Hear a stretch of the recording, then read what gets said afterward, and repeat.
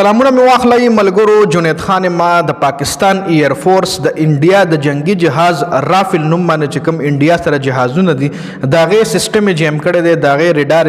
جیم کړی دی. په دې ویډیو کې په دې باندې ټاپک باندې خبره کوو چې پاکستان ایر فورس څومره سټرنث لري او هوایي چې کوم حمله کیږي، د هوا نه چې کومه حمله کیږي په هر ملک باندې چې کیږي نو هغه څومره خطرناک کیدی شي، او بیا ملکونو سره چې کومه ټیکنالوژي وي چې کومه هوایي حمله کیږي، میزایل راځي یا بم راځي، نو هغې نه څنګه خپل ډیفینس کوي او په دې کې د کم ملک ډیفینس یو سیسټم ډېر زیات مضبوط دی. په دې ویډیو کې په دې ټول ټاپکس باندې لږ ډېر ډسکشن کوو، ډېر زیات ډیټیل سره پې نه ځو، معمولي غونته انفارمیشن در سره په دې ویډیو کې شریکوم. نو ویډیو خپله هم مکمل وګورئ او مخکې ملګرو سره ضرور شریکه کوئ. جنګي جهازونه چې کوم انډیا سره دو رافل په نوم باندې دا د جاپان ټیکنالوژي وه او دا جهازونه دی د جاپان نه اخیستلي وو. یو څو ورځې مخکې دغه رافل جهازونه د انډیا راپاڅېدل چې هغوی هوایي مشکونه کوله او بارډر سره خوا کې جفت مشکونه کوله چې د پاکستان ایرپورټ ته دغه جنگي جهازونه ریډار سیسټم جام کړی دی، ریډار سیسټم یې ورته هیک کړی دی او دغه جهازونه بیا مطلب پوره فنکشنل نه وو، پوره کار یې نه کولو چې بیا دغه جهازونه واپس تللي دي د انډیا چې کوم د هغوی د جنګي جهازونو ایرفورس ته ایرپورټ ته په هغې باندې هغوی لینډینګ کړی دی او خپل مشران یې خبر کړي دي چې د دې جهازونو رافل چې کوم جهازونه دي موږ سره د دې سیسټم ډېر په اسانه باندې هیک کېږي او دې سیسټم د دې ریډار سیسټم پاکستان ایرفورس والا ډېر په اسانه باندې جیم کو. ښه اوس په کوم ملک باندې ګوره څومره هم ملکونه دي په دې دنیا کې، نو دوی خپل ریډار سیسټم لګولی دی چې دغه ریډار سیسټم دی د هوایي اټیکو نه بچ کوي، هوایي حملې نه بچ کوي. لکه په کې پی کې پښتنو کې پرونه داسې نه بلکې یو هفته وشوه چې دا خبره هم ډېره زیاته وایرله چې په پاکستان کې په کې پی کې مختلف ضلعو کې سایرن یو لګېدی، جی هارن یو لګېدی د ایمرجنسي باندې. نو په دې باندې ډېر زموږ پښتانه ملګري ډېر پښتانه دوستان تنقید کوي چې جنگ په پنجاب کې دی او سایرن یې په کې پی کې ولې ولګېدی. نو هوایي حمله داسې یو حمله وي که نه چې دې نه یو ځای هم نشي بچ کېدی، دې د ستا هر ځای هټ کولی شي. لکه د پاکستان ایرفورس جهازونه جنګي جهازونه پاسي نو دوی د انډیا هره صوبه هټ کولی شي، د انډیا هره صوبه دوی په میزایل باندې ویشتی شي. نو دې باندې تنقید نه دی کول پکار چې سایرن یې ولې ولګېدی. ښه دغه انډیا اوس پاکستان سره چې کم هوایي کم ریډار سیسټم دی، په کم سیسټم باندې چې دی هوایي حملې نه بچ کېدی شي. لکه دی یو سیسټم لګولي، هغه سیسټم چې کوم وي هغې کې ریډار لګېدلي وي، هغه داسې تاویږي. نو هغه چې کله غیر ملکي جهاز بغیر د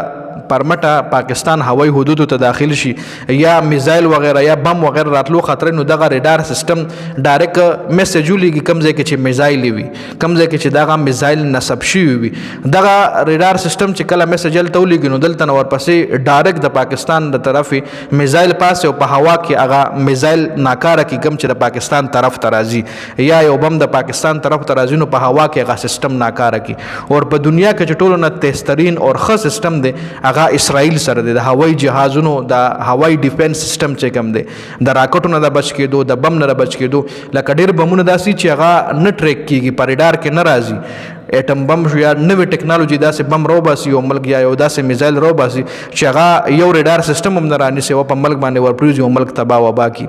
او بل طرف نه ورپسې دغه ریډار سیسټم هم اپډیټ کېږي. کله ته میزایل اپډیټ شو دلته ورپسې ریډار سیسټم هم اپډیټ شي چې دا نوې میزایل راوته او که چېرې دا زموږ حدودو ته داخلېږي نو دلته ورپسې بل میزایل ورلېږه چې دغه سیسټم ناکاره کوي، ملک ته نقصان نه ورکوي. نو دا ډیفینس سیسټم دی لویلی شي، د بچاو سیسټم دی لویلی شي. یو اټومیټک وي چې کمپیوټر یې چلی، ریډار سیسټم یې چلی او ورپسې بیا جنگي جهازونه مینولی هم پاسي. یو جهاز د پاکستان حدودو ته رادن نشي انفارمیشن کلیکټ کولو دپاره یا حمله کولو دپاره، نو دلته ورپسې د پاکستان جنگي جهاز ورپاسي او د هغه په هوا کې پیچ وکړي، په هوا کې هغه سره جګړه وکړي. څنګه چې لکه 2019 کې د ابینندن جهاز د پاکستان ایرفورس والا ناکاره کړی،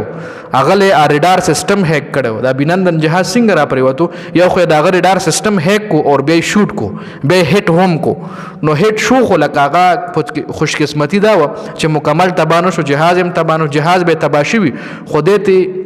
په پیراشوټ باندې درو دانګل دته په پیراشوټ باندې راټوپ کړل چې پته ولګیږي چې زما ریډار سیسټم خو هیک شو، زما جهاز ان فنکشنل شو، کار نه کوي. دته ایست په پیراشوټ باندې راجم کړی دی او چې را پریوته نو د پاکستان په حدودو کې را پریوته چې دا غزي مقامی کسانو رونی وای خو غربولو کچره د پاکستان آرمي نه ورغل کې دې شي مړ کړي هم. نو دله دا ګوره نوې ټیکنالوژیز وی، دا هر ملک چې کم دی خپل ټیکنالوژي اپډیټ کوي، وسله اپډیټ کوي، میزایل اپډیټ کوي، خپل ریډار اپډیټ کوي د ډیفنس او سیستم د لپاره که سبا خو ته مکه جنگي صورتحال راځي چې زموږ ډیفنس او سیستم سترانګ وي، که څوک حمله کوي چې زموږ ریډار رانیسي، که جهاز زموږ حدودو ته را داخليږي چې زموږ ریډار سیستم رانیسي او بیا په هغې باندې موږ اټیک کوو یا په هغې باندې موږ خپل پروټیکشن کوو یا هغه پسې جنگي جهازونه موږ ورلیږو په هوا کې ورسره جګړه کوو. نو دا ټول چې کوم دي ډیفنس او سیستم دی لویل شي. نو دغه رنګ د انډیا رافل جهازونه چې کوم دي هغه د جاپان ټیکنالوژي و چې پاکستاني ایر فورس هغه ریډار سیستم ولا جی ام کړه اوس کرنټلی یو څو ورځې مخکې. نو زمونږ آرمي چې کومه ده یا زمونږ پاکستان ایر فورس چې کوم دی دوی سره هم ښه لیټیسټ ټیکنالوژي ده، ښه په هر څه باندې پوره دی جي. نو په دې ویډیو کې دا اپډیټ شو دې حوالې سره تاسو سره لرئ، خپل قیمتي رایه موږ سره په کمنټ کې ضرور شریکه کړئ.